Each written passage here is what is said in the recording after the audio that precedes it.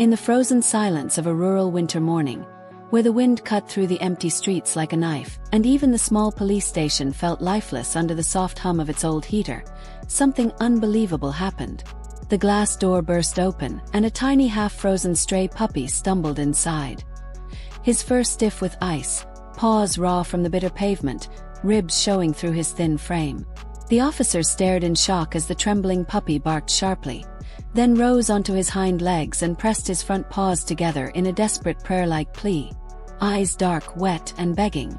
Some officers laughed nervously, unsure, but one tall, broad-shouldered officer in his 30s wearing a navy winter uniform felt something twist in his gut. He crouched down, boots creaking, and the puppy repeated the strange prayer motion before darting to the door and looking back as if begging them to follow. "He's trying to tell us something," the officer insisted, throwing on his winter coat.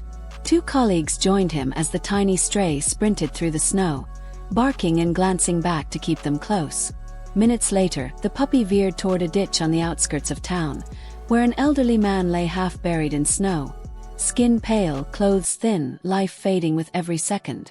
Without hesitation, the puppy climbed onto the man's chest, pressing his tiny body against him for warmth, then rose once more on his hind legs, paws together in urgent prayer.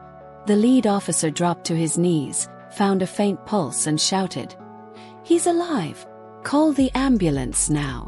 Jackets were thrown over the man, frantic radio calls filled the air, and the stray refused to leave his side, licking his face, pawing at him, shaking but determined. Sirens pierced the icy quiet as paramedics arrived, lifting the old man onto a stretcher and covering him with thick blankets.